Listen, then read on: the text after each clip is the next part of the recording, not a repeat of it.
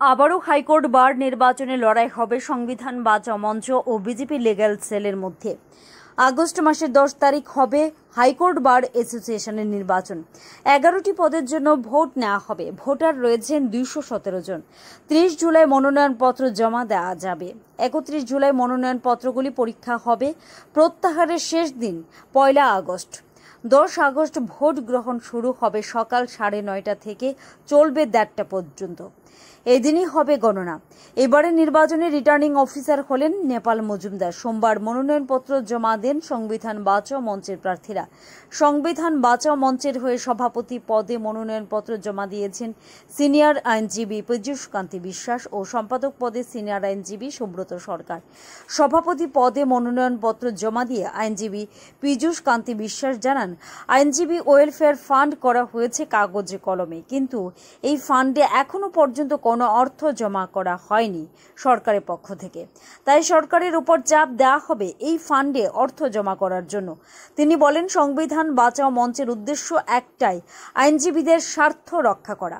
Bureau report, news 365 day Tripura. 10ই August সকাল 9:30 থেকে 1:30 অবধি ভোট গ্রহণ করা হবে। এখন অবধি আমাদের 35 জন প্রতিনিধি তাদের নমিনেশন পেপার গ্রহণ করেছেন এবং আজকে এবং আগামীকাল এই 2 দিন ওনারা নমিনেশন পেপার জমা করবেন। এখন অবধি 11 জন নমিনেশন পেপার জমা করেছেন। আগামীকালও আমরা নমিনেশন পেপার গ্রহণ করব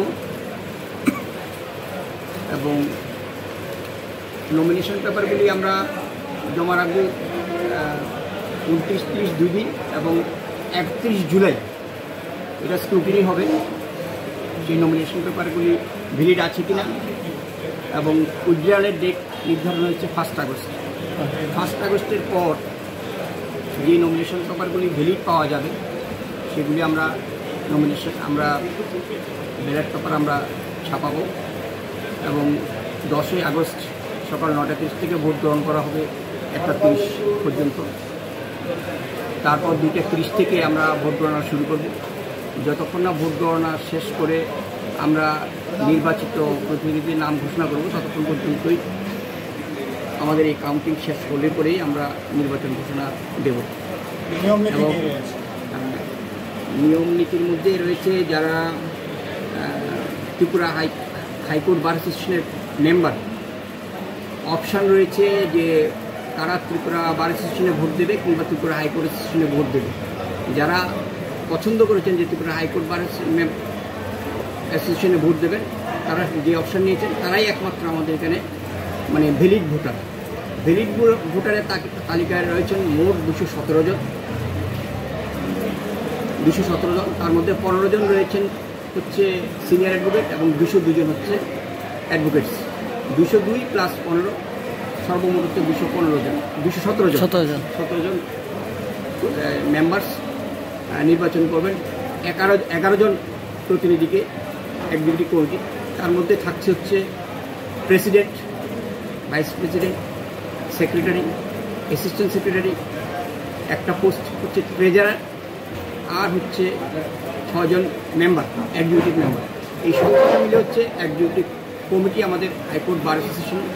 ওনারা পরবর্তী 2 বছরের জন্য নির্বাচিত হচ্ছেন। আমাদের প্রতি 2 বছর অন্তর 2 বছর পর পরেই এই নির্বাচন হয়ে থাকে।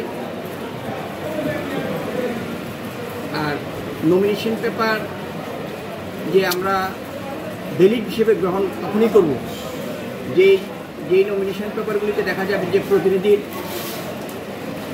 যে এনরোলমেন্ট নাম্বার, তার ডেট অফ জয়েনিং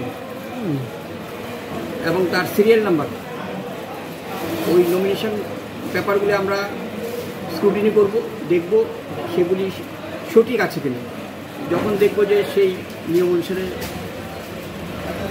কবে সেই মেম্বারের জয়েন করেছেন হাইকোর্ট বার অ্যাসোসিয়েশন, সেটা স্ক্রুটিনি করে আমরা বৈধ ঘোষণা করব।